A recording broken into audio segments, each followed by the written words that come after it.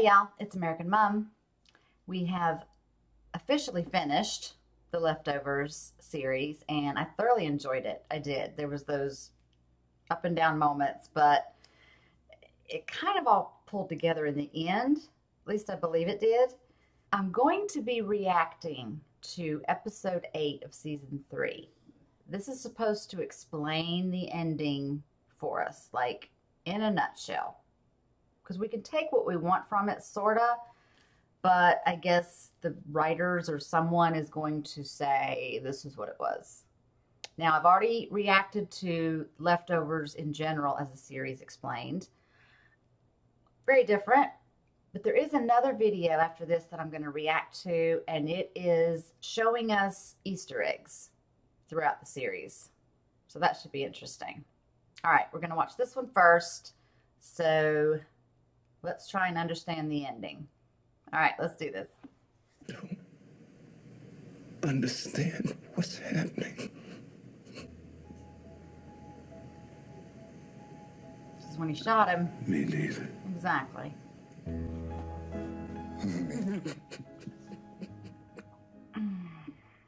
Season 3, Episode 8, The Book of Nora. Redditor Lazy Smart Dude said it best. Wow. Or maybe he was just being lazy. As a book reader, I went into the season expecting the show to end open-ended, yet if you saw my first couple of Season 3 videos, the writers got me wondering right away if we would get answers to any of the big questions, why the departure happened and where they went.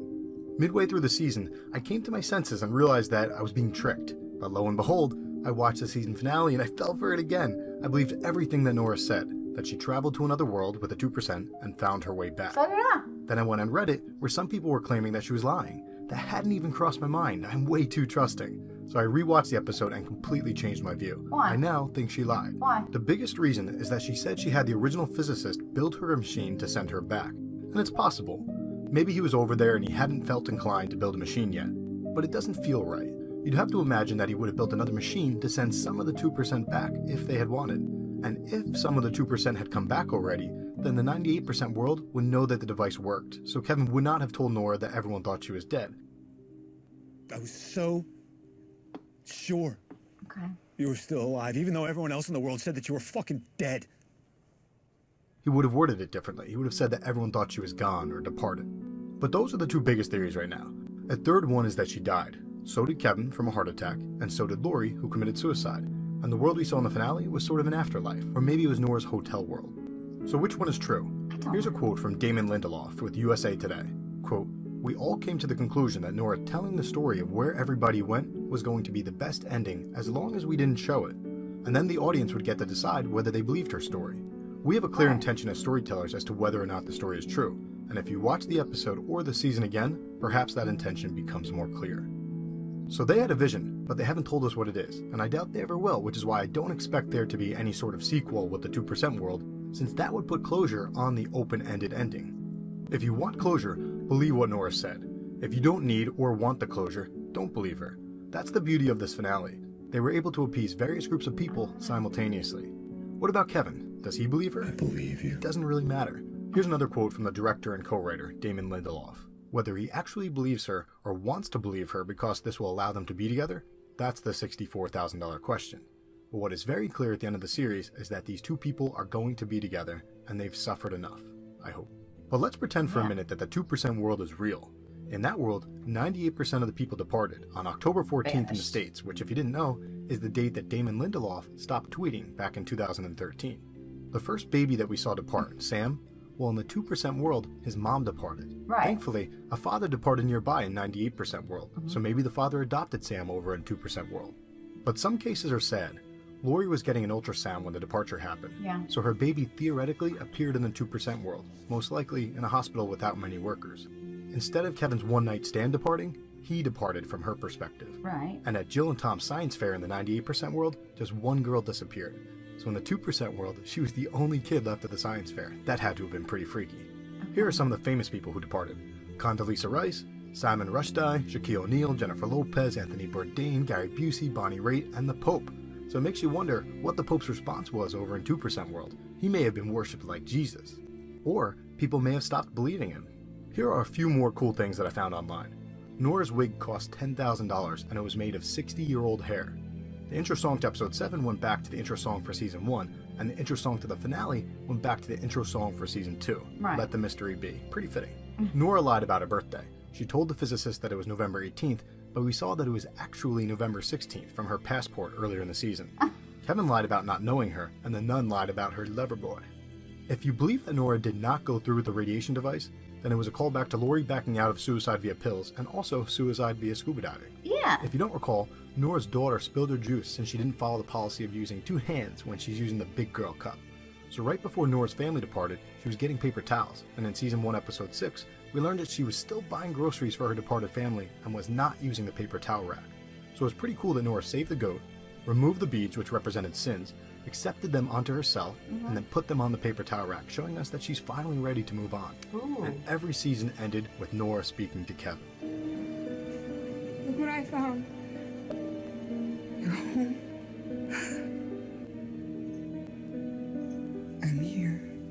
Apologies for the delay on this one, guys. If you haven't already, I'd recommend checking out Chris Hartwell's channel. I usually watch his videos as soon as they pop up my feed, but I've been saving his episode 8 review as the icing on the cake for season 3. So I'm going to go check that out now.